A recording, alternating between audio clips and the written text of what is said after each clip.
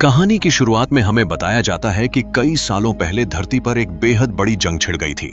सभी देशों के न्यूक्लियर बम इस्तेमाल करने के कारण करोड़ों लोग मारे गए। आधी धरती तबाह हो गई, मगर कुछ इंसान और जगह बच गईं, जिसमें से एक था शिकागो। शिकागो में रहने वाले लोगों ने पूरे शहर को एक बड़ी सी दीवार से घेर दिया ताकि आगे आने वाले समय में शहर के लोग सुरक्षित रह सकें। सभी लोगों को 5 पार्ट्स में डिवाइड किया गया। पहले थे एरुडाइट, जिनका काम था रिसर्च करना और नई खोज करना, जिससे उस शहर के लोगों की जिंदगी आसान हो सके। दूसरे थे एमिटी, जिनका काम था खेती करना और लोगों तक खाना पहुंचाना। ये लोग अक्सर खुश रहा करते थे और बेहद खुशी खुशी अपना काम पूरा किया करते थे। तीसरे थे कैंडर, इन्हें जुडिशरी संभालने का काम दिया गया था। इनका काम लोगों को इंसाफ दिलाना और लोगों में लॉ एंड ऑर्डर बनाए रखना था। चौथे थे डॉन्टलेस, जिनका काम था शहर पर आने वाले किसी भी खतरे से लोगों को बचाना। इनका रोल आर्मी से बेहद मिलता जुलता था। ये लोग शहर में इधर उधर भागते हुए बिल्डिंग्स पर चढ़ते हुए नजर आते थे।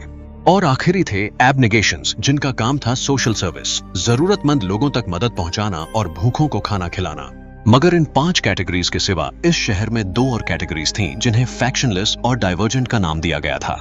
फैक्शनलेस वो लोग थे जो सोसाइटी के किसी काम के नहीं थे और उनमें किसी भी तरह की खूबी नहीं थी। मगर इसके ठीक विपरीत थे डाइवर्जेंट्स। डाइवर्जेंट्स कैटेगरी में बेहद कम लोग मौजूद थे। डाइवर्जेंट्स उन लोगों को कहा जाता था जो हर एक काम में माहिर होते थे, जो लोग शहर में मौजूद सभी काम को बेहद अच्छे से कर सकते थे। अब कहानी हमें लेकर जाती है बेट्रिस प्रायर नाम की एक लड़की के पास, जो अब 20 साल की हो चुकी थी और कुछ ही घंटों में उसे एक टेस्ट देना था जो ये तय करने वाला था कि शहर में उसे किस कैटेगरी में डाला जाएगा। उसके साथ साथ आज उसके भाई केलेब प्रायर का भी टेस्ट था। केलेब और बेट्रिस टेस्ट देने जाते हैं, मगर वहां पहुंचकर उन्हें पता चलता है कि उनके ही जैसे वहां और भी कई लोग मौजूद हैं और टेस्ट देने के लिए बेहद लंबी लाइन लगी है। वहां बेट्रिस एक आदमी को कुछ लोगों के साथ बदतमीजी करते हुए देखती है और उसे गुस्सा आता है, मगर उसका भाई उसे कुछ भी करने से रोक लेता है। कुछ देर बाद बेट्रिस देखती है कि वहां से कुछ डॉन्टलेस कैटेगरी के लोग गुजरते हैं जो एक ट्रेन से वहां आए थे। थोड़ी ही देर में बेट्रिस और बाकी सभी बच्चों को अंदर बुलाया जाता है, जहां उन्हें इस शहर के फैक्शन सिस्टम के बारे में सब कुछ समझाया जाता है और बताया जाता है कि किसी भी कैटेगरी को चुनने से पहले उनका एक मेंटल टेस्ट लिया जाएगा, जिससे उन्हें अंदाजा हो जाएगा कि उन्हें कौन सी कैटेगरी चुननी चाहिए। मगर एक बार अगर उन्होंने कोई कैटेगरी चुन ली तो उसके बाद उसे बदला नहीं जा सकता। अगर उन्होंने खुद का चुना हुआ फैक्शन छोड़ा तो उन्हें फैक्शनलेस कैटेगरी में डाल दिया जाएगा, जिसकी हालत शहर में भिखारियों जैसी थी। अब इसके बाद उन लोगों को मेंटल टेस्ट के लिए भेजा जाता है। वहां कई सारे कमरों में से एक कमरे में बेट्रिस चली जाती है, जहां वह एक औरत को देखती है। थोड़ी ही देर में वह औरत बेट्रिस को कुछ पीने को देती है, जिसके बाद बेट्रिस का टेस्ट शुरू हो जाता है। बेट्रिस खुद को उस कमरे में अकेला पाती है। जल्दी ही बेट्रिस को और भी ज्यादा बेट्रिस उसकी जैसी और भी लड़कियां दिखाई देने लगती हैं।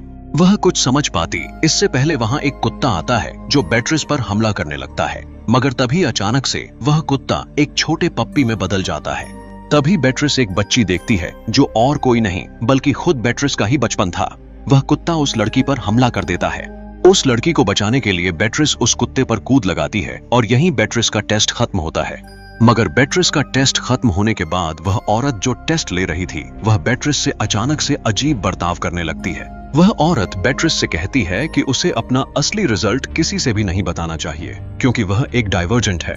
मगर तब बेट्रिस पूछती है कि अगर वह अपना असली रिजल्ट नहीं बता सकती तो आखिर उसे अपने लिए कौन सा काम चुनना चाहिए। वो औरत उससे किसी भी एक जॉब को चुनने को कहती है और खुद पर भरोसा रखने को कहती है। इतना कहकर वो औरत बेट्रिस को बाहर निकाल देती है। असल में इस सिटी में पावर एरुडाइट के हाथ में थी, जिन्हें डाइवर्जेंट लोग बिल्कुल भी पसंद नहीं थे। डाइवर्जेंट्स बेहद ज्यादा चालाक थे और हर चीज में माहिर थे, जिसके कारण एरुडाइट्स को अपने हाथ से पावर जाने का डर सताता रहता था, जिसके कारण अक्सर डाइवर्जेंट्स लोगों को मारकर खत्म कर दिया जाता था। अब घर लौटकर बेट्रिस अपने भाई केलेब से मिलती है, जो उसके टेस्ट रिजल्ट्स के बारे में पूछता है। मगर बेट्रिस उस दिन बात यह कहकर टाल देती है कि उसकी तबीयत बीच टेस्ट में ही खराब हो गई थी और वह बीच टेस्ट में ही उठकर आ गई। अब अगले दिन की शुरुआत हुई। आज का दिन कई सारे बच्चों के लिए बेहद खास था। बेट्रिस और केलेब भी इस वक्त हॉल पहुंचे हुए थे। कुछ देर बाद एरुडाइट की लीडर जेनी स्टेज पे पहुंचती है और सभी से कहती है कि सभी बच्चे अपने साचे मन से अपना काम चुनें और सोसाइटी में अपना कंट्रीब्यूशन दें। अब शुरुआत होती है। बच्चे एक एक कर स्टेज पे जाते हैं और अपना काम चुनना शुरू कर देते हैं। एक एक कर सभी का नाम पुकारा जाता है। बच्चे अपने हाथों का एक बूंद खून गिराकर अपनी कैटेगरी चुन रहे होते हैं। बेट्रिस का भाई केलेब एरुडाइट कैटेगरी चुनता है और फिर उसके बाद बारी आती है बेट्रिस की। बेट्रिस स्टेज पे जाकर कुछ सेकंड्स तक सोचती है और फिर सबसे मुश्किल ऑक्यूपेशन डॉन्टलेस चुन लेती है। फंक्शन खत्म होता है और बेट्रिस वहां से डॉन्टलेस लोगों के साथ ही चली जाती है। वे सभी दौड़ते भागते हुए जाते हैं और जाकर एक पोल पे चढ़ते हैं जहां एक प्लेटफॉर्म बना होता है और कुछ ही देर में वहां से ट्रेन गुजरने वाली होती है। सबके चढ़ने के बाद बेट्रिस को भी वहां चढ़ना पड़ता है और फिर थोड़ी ही देर में वहां ट्रेन आ जाती है। सभी उस ट्रेन पे लटक लटक कर चढ़ना शुरू कर देते हैं। बेट्रिस भी किसी तरह ट्रेन की आखिरी बोगी में चढ़ जाती है जहां उसे एक क्रिस्टीना नाम की लड़की मिलती है।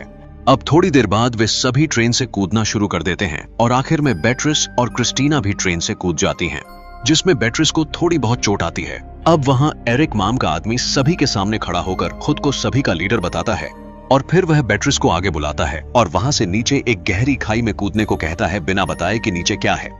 बेट्रिस किसी तरह हिम्मत करके नीचे कूद जाती है। बेट्रिस एक नेट पर जाकर गिरती है जो उसे किसी भी तरह की चोट लगने से बचा लेता है।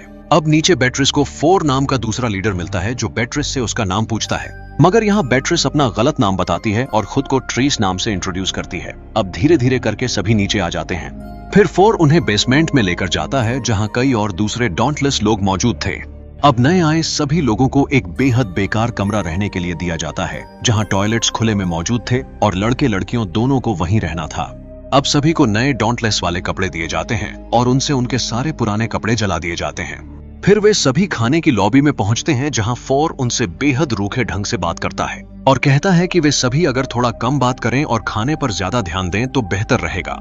कुछ इसी तरह आज का दिन गुजर जाता है। फिर अगले दिन फोर आकर सुबह सुबह सभी को उठा देता है और बेसमेंट में बुलाता है। आज के दिन से उनकी ट्रेनिंग की शुरुआत की जानी थी। ट्रेनिंग में जो भी लीडर्स को कमजोर लगेगा, लीडर उन्हें डॉन्टलेस से बाहर निकाल देंगे, जिसका मतलब होगा कि वे लोग फैक्शनलेस बनकर रह जाएंगे। अब ट्रेनिंग की शुरुआत होती है जिसमें फाइट्स, शूटिंग जैसी चीजें शामिल थीं। अब हम देखते हैं कि लीडर एरिक बेट्रिस और एक लड़की को रिंग में बुलाता है और उन दोनों को लड़ने को कहता है।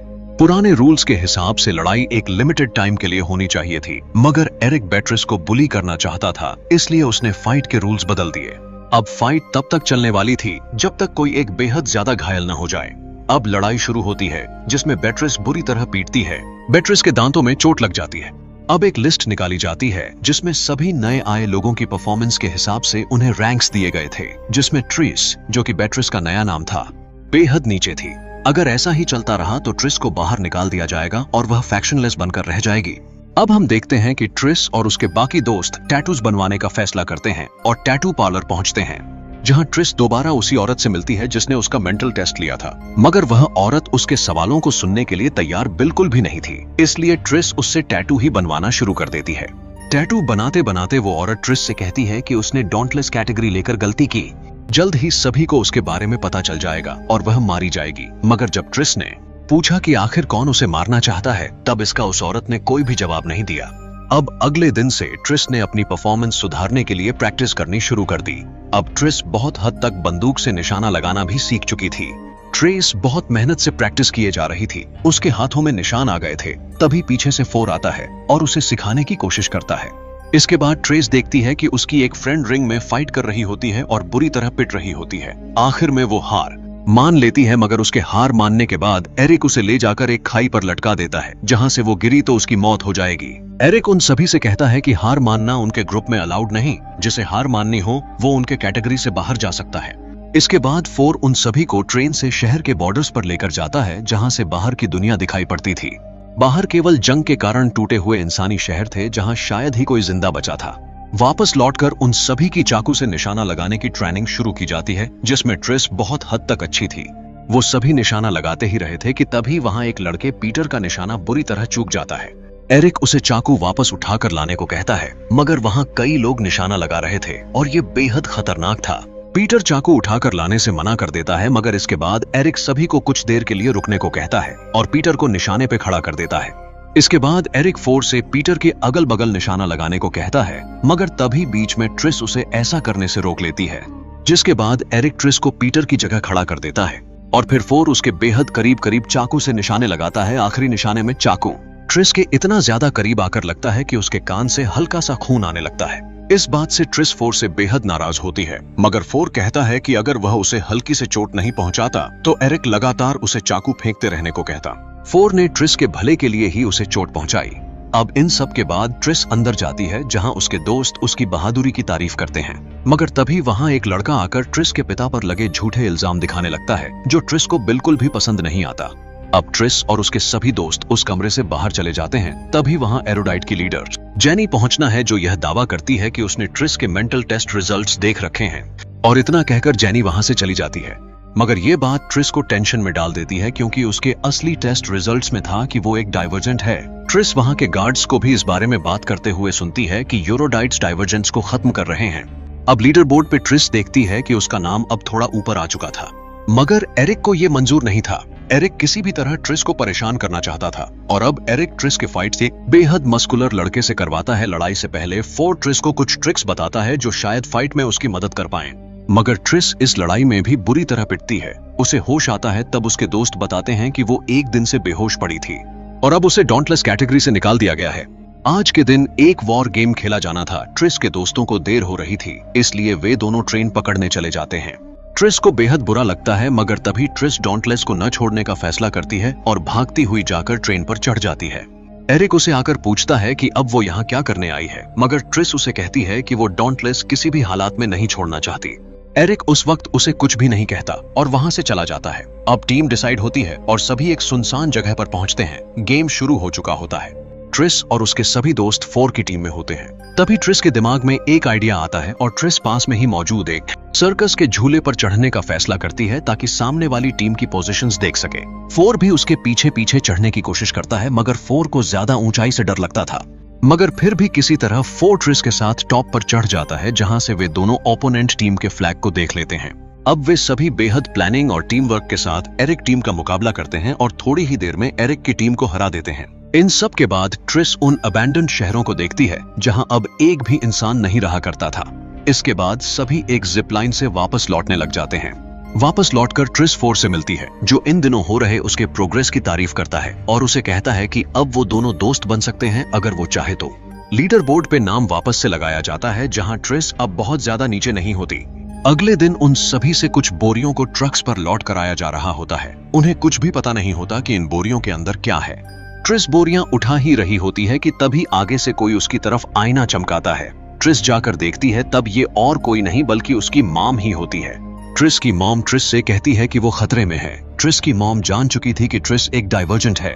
ट्रिस की मॉम उससे कहती है कि अगर उसने जल्द से जल्द खुद को बचाकर यहाँ से नहीं निकाला तो एरोडाइट्स को उसके डाइवर्जेंट होने का पता चल जाएगा, जिसके बाद वो मारी जाएगी। अब वहां से वापस लौटकर डॉन्टलेस में ट्रेनिंग का नया लेवल शुरू किया जाता है, जिसमें सभी को दोबारा एक मेंटल टेस्ट देना था। ट्रिस सब कुछ जानते हुए भी नहीं डरती और टेस्ट देने अंदर चली जाती है। 4 ट्रिस को एक सीरम इंजेक्ट करता है जो उसे कुछ सपने दिखाएगा, जिसमें वो अपने सबसे बड़े डर का सामना करेगी। अब ट्रिस अपने सपने में चली जाती है जहां एक तरफ आग लगी होती है, दूसरी तरफ कौवे मंडरा रहे होते हैं। ट्रिस भागने की कोशिश करती है, मगर जमीन दलदल की तरह धंसने लग जाती है। इतने में कौवे उस पर हमला करना शुरू कर देते हैं, मगर उस सपने में ट्रिस को याद रहता है कि ये सब कुछ केवल एक सपना है। कुछ ही देर में ट्रिस सपने से बाहर आ जाती है। 4 उसे बताता है कि वो केवल 3 मिनट में सपने से बाहर आ गई, जो एक बेहद एबनॉर्मल बात है। अब 4 उससे कहता है कि वो ट्रेस का एक और बार टेस्ट लेना चाहता है। अगले टेस्ट में ट्रेस खुद को एक शीशे के कंटेनर में बंद पाती है। बाहर उसके दोस्त खड़े होकर उसका मजाक उड़ा रहे होते हैं। ट्रेस बहुत कोशिश करती है मगर उस कंटेनर से बाहर नहीं निकल पाती, मगर तभी उसे याद आता है कि ये सब कुछ केवल उसका एक सपना है और फिर ट्रेस वो ग्लास तोड़ देती है। ट्रेस को वापस होश आता है और उसके होश में आते ही 4 उससे पूछता है कि आखिर उसने ऐसा कैसे किया। तब ट्रेसा 4 का कोई सीधा जवाब नहीं देती। 4 को शक हो जाता है कि ट्रिस एक डाइवर्जेंट है। ट्रिस एक बार फिर जाकर उस औरत से मिलती है जो उसे बताती है कुछ सालों पहले उसका भाई डाइवर्जेंट कैटेगरी का निकला था। जैसे ही ये बात फैली, उन्हें कुछ दिनों बाद उसके भाई की लाश मिली। ये सब कुछ सुनने के बाद ट्रिस अपने भाई के पास पहुंचती है जो एरोडाइट था। अपने भाई के पास पहुंचकर ट्रिस उसे सब कुछ बताती है और उससे कुछ जरूरी इंफॉर्मेशन मांगती है एरोडाइट्स को लेकर, मगर उसका भाई उसकी कोई भी मदद करने से साफ मना कर देता है और कहता है कि वो अपनी कैटेगरी के खिलाफ बिल्कुल भी नहीं जाएगा। ट्रिस को बुरा लगता है और वो वापस जाने लगती है। तभी उसे 2 गार्ड्स रोकते हैं और अपने साथ चलने को कहते हैं, मगर वो तुरंत ही उन पर अटैक कर देती है। तभी ऊपर से उसे एरोडाइट्स की लीडर बुलाती है और एक कमरे में ले जाकर बिठाती है और कहती है कि अगर उसे किसी भी तरह की मदद चाहिए अपनी कैटेगरी को लेकर तो वो उसे बेझिझक बोल सकती है। थोड़ी बातें करने के बाद जेनी ट्रिस को डॉन्टलेस तक अपनी कार से लिफ्ट दे देती है। डॉन्टलेस के बेस पहुंचने पर अचानक से 3 लोग आकर ट्रिस को पकड़ लेते हैं और नीचे खाई में फेंककर उसकी जान लेने की कोशिश करते हैं। ट्रिस एक आदमी का मास्क खींच लेती है और वो और कोई नहीं बल्कि ट्रिस का ही एक दोस्त होता है। तभी वहां पीछे से फोर आता है और ट्रिस की मदद करता है, उसे मरने से बचा लेता है। इसके बाद वो दोनों वहां से चले जाते हैं। ट्रिस जाकर फोर के कमरे में सो जाती है, वही फोर जमीन पे ही रात गुजार देता है। वहां ट्रिस फोर से बताती है कि एरोडाइट्स सभी कैटेगरीज के ऊपर अपना कंट्रोल एस्टैब्लिश करने की कोशिश में लगे हैं और अगर ऐसा हुआ तो ट्रिस के माता पिता जो एब्नेगेशन कैटेगरी में थे, जिनका काम लोगों की देखभाल करना और गवर्नमेंट चलाना था, उन्हें नुकसान पहुंच सकता था। अब ट्रिस लॉबी में जाती है जहां खाने का वक्त हो रहा था। तभी ट्रिस का वही दोस्त पीटर आकर उससे पिछली रात के लिए सॉरी बोलने की कोशिश करता है, मगर ट्रिस उससे बेहद ज्यादा गुस्सा होती है और उसे खुद से दूर रहने को कहती है। कुछ घंटों बाद खबर आती है कि पीटर ने अपनी जान ले ली है, उसकी लाश खानी से बाहर निकाली जाती है। अब ट्रिस फोर से जाकर कहती है कि अगर सभी को खबर मिली कि ट्रिस डाइवर्जेंट है तो उसे भी मारना पड़ेगा, मगर फोर कहता है कि वो कभी ऐसा नहीं होने देगा। अब फोर ट्रिस को मेंटल टेस्ट लैब लेकर जाता है जहां वो दोनों एक ही सपने में जाने का फैसला करते हैं। सपने में उन दोनों का सामना सबसे पहले फोर के डर से होता, क्योंकि फोर को ऊंचाई से डर लगता था। उसके बाद फिर वो दोनों एक बॉक्स में फंसते हैं। बॉक्स से बाहर निकलकर वो लोग फोर के पिता से मिलते हैं। फोर अपने पिता से बेहद डरता था। कुछ ऐसे ही ये सपना खत्म हो जाता है। रात के वक्त फोर अपने टैटूज ट्रिस को दिखाता है जिसमें सारे फ्रैक्शंस बने होते हैं। अब यहाँ से हमें पता चलता है कि फोर भी एक डाइवर्जेंट है और आज तक अपनी पहचान छुपाकर डॉन्टलेस में रह रहा है। अब अगली सुबह फोर ट्रिस को एक जगह दिखाता है जहां एरोडाइट्स हर रोज कुछ ऐसी चीजें लेकर आ रहे थे जिनकी मदद से इंसानों पर कंट्रोल किया जा सकता था। वो कुछ भयानक दवाइयां थीं और कुछ कंप्यूटर थे जिनका एक सैंपल फोर के पास भी मौजूद था। आज डॉन्टलेस सिलेक्शन में फाइनल टेस्ट था। ये भी एक मेंटल टेस्ट ही था। इस टेस्ट में सभी देख सकते थे कि ट्रिस अपने सपने में क्या कर रही है और क्या सोच रही है। ये पूरा सपना बाहर स्क्रीन पर चल रहा था। ट्रिस जानबूझकर ऐसा एक्ट करने की कोशिश कर रही थी जिससे बाहर के लोगों को उसके डाइवर्जेंट होने का पता न चल सके। ट्रिस की चालाकी से किसी को भी शक नहीं होता कि वह एक डाइवर्जेंट है और वह टेस्ट पास करके डॉन्टलेस की परमानेंट मेंबर बन जाती है। अब डॉन्टलेस में हर किसी को एक ट्रेसिंग डिवाइस इंजेक्ट करना शुरू किया जाता है। ये ट्रिस इंजेक्ट नहीं करवाना चाहती थी, मगर उसे जबरदस्ती इंजेक्ट कर दिया जाता है। अब रात के वक्त ट्रिस सो रही थी। तभी अचानक वो देखती है कि उसकी दोस्त कुछ अजीब बर्ताव कर रही है। अचानक से सभी डॉन्टलेस के लोग रोबोट्स की तरह बाहर बढ़ने लगते हैं। उन सभी में से एक इंसान को होश आ जाता है और वो सभी से पूछने लगता है कि ये सब आखिर हो क्या रहा है। उन्हें वो डाइवर्जेंट्स दिखाई देता है और वे लोग उसे वहीं शूट कर देते हैं। ये सब कुछ देखकर ट्रिस अपनी जान बचाने के लिए उनके कंट्रोल में होने का नाटक करती रहती है। वही ट्रेन पे ट्रिस फोर को देखती है और धीरे से उसके पास चली जाती है। फोर भी पूरी तरह होश में था। अब उन्हें बिल्कुल भी अंदाजा नहीं था कि उनसे क्या करवाया जाना है। उन सभी लोगों को किसी कंप्यूटर से कंट्रोल किया जा रहा था। ट्रेन से उतरकर वो सभी लोग एब्नेगेशन जाते हैं। वहां वो लोग सभी एब्नेगेशन वालों को मारना शुरू कर देते हैं ताकि कंट्रोल पूरी तरह उनके हाथ में आ सके। तभी एरिक को फोर पे शक हो जाता है कि वो एक डाइवर्जेंट है और एरिक फोर पे गोली चलाने ही वाला था कि तभी पीछे से ट्रिस उस पे अपनी गन एम कर लेती है। उन लोगों को फोर और ट्रिस के डाइवर्जेंट होने का पता लग जाता है, मगर किसी तरह वो लोग वहां से भागने की कोशिश करते हैं, मगर कोशिश नाकाम रहती है और उन्हें आखिर में पकड़कर जेनी के पास ले जाया जाता है। जेनी ट्रिस को खत्म करने का ऑर्डर देती है और फोर को अपने साथ लेकर आने को कहती है। वो लोग ले जाकर ट्रिस को खत्म करने ही वाले थे कि तभी पीछे से ट्रिस की मॉम आकर उसे बचा लेती है। दोनों वहां से भागने की कोशिश करते हैं, मगर बहुत सारे लोग अब उनके पीछे पड़ चुके थे। भागने की कोशिश में आखिर में ट्रिस की मॉम को गोली लग जाती है और वो थोड़ी ही देर में मर जाती है। ट्रिस को बहुत दुख होता है। वो बहुत रोती है, मगर लगातार हो रही फायरिंग के कारण उसके पास भागने के सिवा कोई दूसरा ऑप्शन नहीं होता। भागती हुई ट्रिस एक सीक्रेट रूम में पहुंचती है जहां वो अपने पिता और उनके साथ कुछ और लोगों को छुपा हुआ पाती है। ट्रिस अपने पिता को मॉम के गुजर जाने की बुरी खबर देती है। इसके बाद वो सभी वहां से डॉन्टलेस के बेस जाकर डॉन्टलेस लोगों पर हो रहे कंट्रोल को खत्म करने का फैसला करते हैं।